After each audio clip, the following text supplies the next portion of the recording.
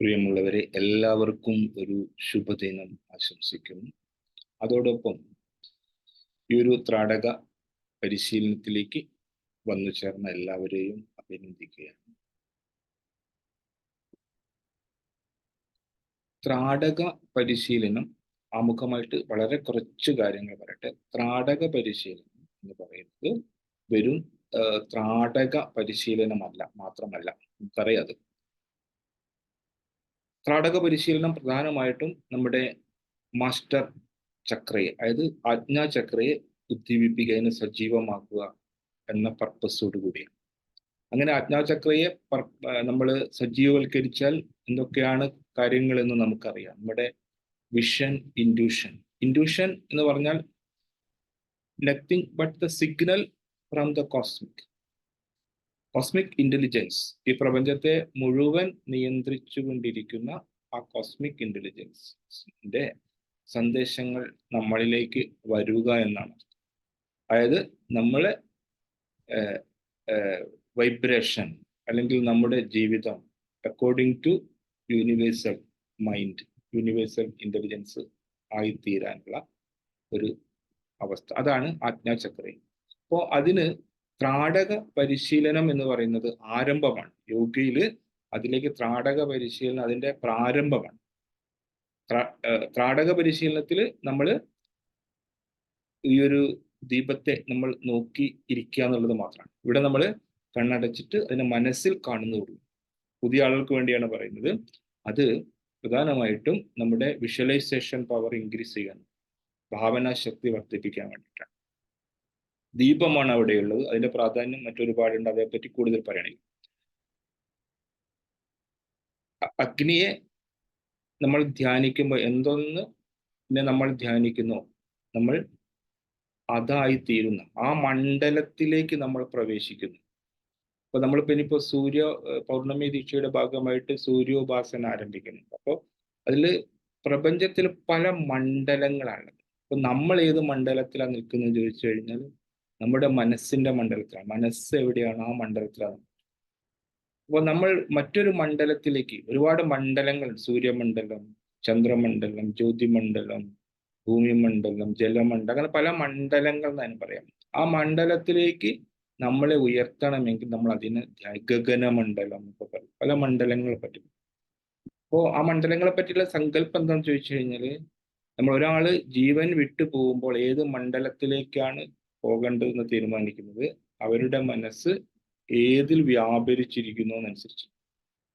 Okay. അപ്പൊ അതേപോലെ തന്നെ അതിന്റെ ഏറ്റവും പ്രാരംഭമായ ഒരു അവസ്ഥയാണ് നമ്മൾ ഈ ലോ ഓഫ് അട്രാക്ഷൻ എന്നൊക്കെ പറയുന്നത്. അത് വളരെ നമ്മളത് ഇങ്ങനെ നമ്മുടെ വൈബ്രേഷൻ ആണ്. ആ വൈബ്രേഷൻ നമ്മൾ ഉണ്ടാക്കുന്ന വൈബ്രേഷൻ ആണ് നമ്മളിലേക്ക് വരുന്നൊക്കെ നമ്മൾ പറയും. പക്ഷെ ആ വൈബ്രേഷനിലേക്ക് പോകാൻ നിങ്ങൾ എന്താണ് ചെയ്യേണ്ടത് എന്നുള്ളത് നമുക്ക് പലപ്പോഴും മനസ്സിലാക്കാൻ പറ്റാറില്ല. കാരണം അതെല്ലാം നമ്മുടെ പ്രാചീന ജ്ഞാനത്തിൽ നിന്ന് വളരെ വളരെ ചെറിയൊരു ഭാഗം, ഏതൊരു ഭാഗം എടുത്തിട്ടുള്ള കാര്യങ്ങളാണ്. അപ്പം അതിനെല്ലാം സമഗ്രമായിട്ടാണ് നമ്മുടെ പ്രാചീന ആത്മീയ ശാസ്ത്രം, പ്രത്യേകിച്ച് യോഗ. അപ്പൊ യോഗയിൽ എന്തുകൊണ്ട് യോഗയ്ക്ക് പ്രാധാന്യം എന്ന് വെച്ച് കഴിഞ്ഞാൽ, നമുക്കറിയാം ഓഷോദിനെ പറ്റിയെല്ലാം വളരെ സമഗ്രമായുള്ള ഒബ്സർവേഷനാണ്. ഓഷോദിനെ പറ്റി പറഞ്ഞത് Patanjali is the Einstein of the spiritual world.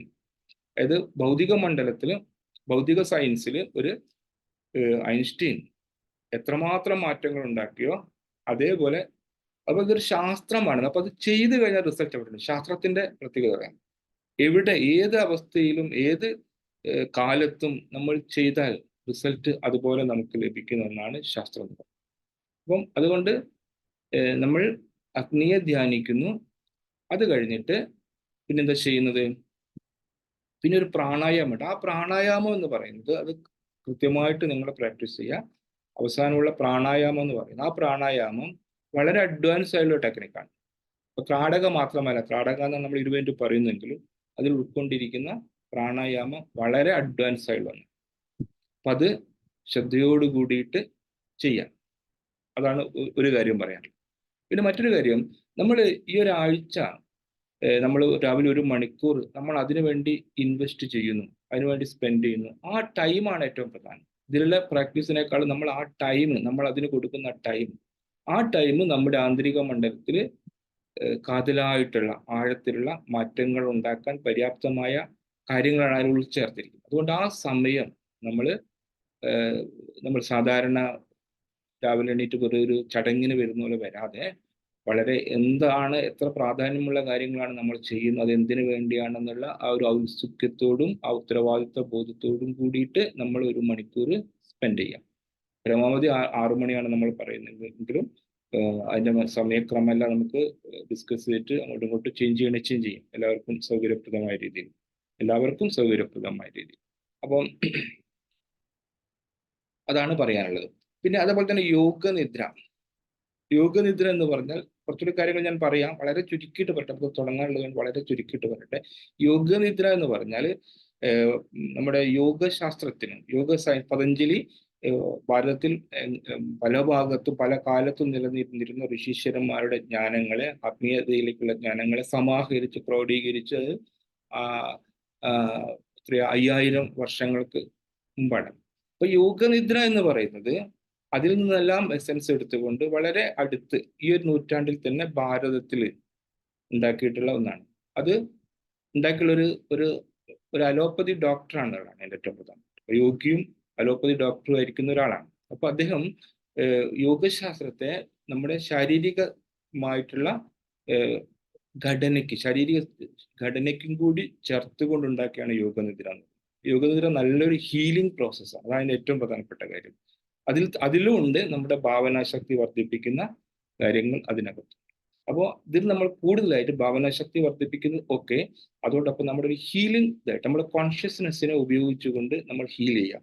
സാധാരണ നിങ്ങളെല്ലാം യോഗശാസ്ത്രത്തിൽ ഒരു വിശ്രമിക്കാനുള്ള ഒന്നായിട്ടാണ് യോഗനിദ്രയെ കാണാറുള്ളത്. നമ്മൾ ശരീരത്തിനൊക്കെ നമ്മളൊരു ആയാസം കൊടുത്തപ്പോൾ കുറച്ച് റെസ്റ്റ് എടുക്കണം യോഗനിദ്ര. ഇതല്ല. അപ്പോൾ അതിന്റെ ഓരോ ഘട്ടങ്ങളും സയന്റിഫിക് ആണ്. അത് നമ്മുടെ യോഗസൂത്രയിലെ ആദ്യത്തെ ഭാഗം പറഞ്ഞുകൊണ്ട് തന്നെ നമുക്ക് പോകാം. യോഗ ചിത്തവൃത്തി നിരോധന, അതിന്റെ മുമ്പിൽ ഇന്നുണ്ട്, പിന്നെ ചിത്രവൃത്തി നിരോധ എന്ന് പറയുന്നുണ്ട്. അപ്പോൾ ചിത്തവൃത്തി നിരോധന എന്ന് പറയുമ്പോൾ നമ്മൾ മനസ്സിലാക്കുക, നിരോധിക്കുക എന്നുള്ള വാക്കിന് മലയാളത്തിലുള്ള അർത്ഥമല്ല സംസ്കൃതത്തിൽ. അതാണ് നമ്മൾ ആദ്യം മനസ്സിലാക്കുക. അതേപ്പറ്റി നമുക്ക് പിന്നീട് വിശദീകരിക്കാം. ഇതിൽ ഞാൻ പറയുന്നത് ചിത്തവൃത്തികൾ അടങ്ങുമ്പോൾ, പിന്നെ നമ്മളൊക്കെ ആദ്യം യോഗ ചിത്തവൃത്തി നിരോധ, ചിത്തവൃത്തികളെ യോഗം നിരോധിക്കുന്നു എന്ന് പറഞ്ഞാൽ മനസ്സിന്റെ അലകളെ ഇല്ലാതാക്കുന്നു എന്നാണ് നമ്മൾ വിചാരിക്കുക. അപ്പോൾ മനസ്സിന്റെ അലകൾ ഇല്ലാതാക്കി കഴിഞ്ഞാൽ പിന്നീട് എന്താ ഉള്ളത്? നമ്മുടെ മനസ്സിന് വേണ്ടിയിട്ട് നമ്മൾ ജീവിക്കുന്നത് അല്ലേ? അപ്പൊ ഈ മനസ്സിനെ ഇല്ലാണ്ടാക്കി കഴിഞ്ഞാൽ പിന്നെ എന്താണ് ജീവിതം? അവിടെയാണ് മനസ്സിന്റെ ചിത്തവൃത്തികൾ ഇല്ലാതാവുമ്പോൾ അവിടെയുള്ള ആഴത്തിലുള്ള നിധിശേഖരങ്ങൾ, അതിനെയാണ് നമുക്ക് എക്സ്പ്ലോർ ചെയ്യാൻ പറ്റുന്നത്. മനസ്സിനും അപ്പുറത്തുള്ള നിധിശേഖരങ്ങളെ, അമൂല്യമായ കാര്യങ്ങളെ നമുക്ക് എക്സ്പ്ലോർ ചെയ്യാൻ പറ്റും.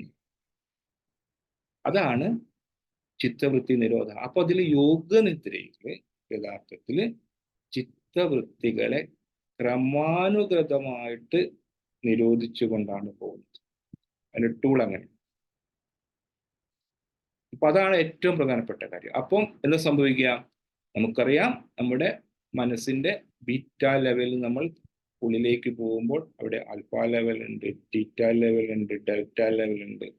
ഈ ലെവലിലേക്കെല്ലാം മനസ്സ് പോകുമ്പോൾ, ബീറ്റ ലെവൽ ഉണ്ടാവുമ്പോൾ നമുക്ക് എക്സ്പ്ലോർ ചെയ്യാൻ പറ്റുന്നതിനേക്കാളും എത്രയോ വലിയ ശക്തികളെ നമുക്ക് എടുത്തുപയോഗിക്കാൻ മറ്റു ലെവലിലേക്ക് പോകുമ്പോൾ മനുഷ്യന് സാധ്യമാണ്.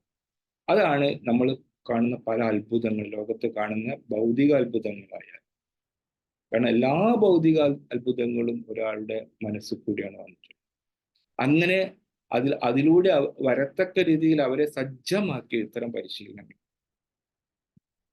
കാരണം ശാസ്ത്രീയ കണ്ടുപിടുത്തങ്ങളെല്ലാം അതുകൊണ്ടാണ് ഭൂരിഭാഗം കണ്ടുപിടുത്തങ്ങളും വളരെ കുറച്ച് ആളുകളിലൂടെയാണ് സംഭവിച്ചത്. വളരെ കുറച്ച് ആളുകൾ. അത് തന്നെ അവർ തന്നെ പറയുന്നുണ്ട്, ഇതെങ്ങനെയാണ് വന്നതെന്ന് എനിക്കറിയില്ല. പല കണ്ടുപിടുത്തം, അതേപ്പറ്റി ഞാൻ കൂടുതൽ പോകണേ. ഇപ്പൊ പറയാൻ പോകുന്നത് നമ്മുടെ മനസ്സിന്റെ ആഴത്തിലുള്ള ശക്തികളെ നമുക്ക് എടുത്തുപയോഗിക്കാൻ പര്യാപ്തമായ രീതിയിലേക്ക് നമ്മുടെ ആന്തരികതയെ ക്രമീകരിക്കുന്നതാണ് യോഗനിദ്ര. അതാണ് ഇതിന്റെ ഏറ്റവും പ്രധാനപ്പെട്ടത്. അപ്പൊ നിങ്ങൾ യോഗനിദ്രയ്ക്ക് നമുക്ക് റെസ്റ്റ് ചെയ്യാൻ സ്ഥലം വേണം, എന്തെങ്കിലും യോഗ മാറ്റോ ബെഡ്ഷീറ്റോ ഇനി ബെഡായാലും കുഴപ്പമൊന്നുമില്ല. നമ്മൾ തൽക്കാലം പരമാവധി ബെഡ്ഷീറ്റാണ് ഏറ്റവും ബെറ്റർ. കിടക്കാനുള്ള ഒരു സൗകര്യം കൂടി നമ്മൾ കരുതുക. അതോടൊപ്പം ദീപം മെഴുകുതിരിയോ അതേപോലെ തന്നെ ദീപനാളമോ നമ്മുടെ കണ്ണിന് നേരെ വരത്തക്ക രീതിയിൽ അത് ക്രമീകരിക്കുക. മറ്റു കാര്യങ്ങൾ നമുക്ക് വരും ദിവസങ്ങളിൽ ഡിസ്കസ് ചെയ്യാം. അതേപോലെ തുടക്കത്തിൽ നമ്മൾ തുടങ്ങുമ്പോൾ നിങ്ങൾ ക്ലാസ് തുടങ്ങിയിട്ടില്ലെങ്കിലും കുറച്ച് എക്സസൈസ് ഒക്കെ ചെയ്ത് ബോഡീനെ സജ്ജമാക്കി. കുളിക്കാൻ പറ്റുന്നവരെല്ലാവരും കുളിക്കുക. അത് നിങ്ങളുടെ സാഹചര്യങ്ങൾക്കനുസരിച്ച് ചെയ്യുക. It's not compulsory.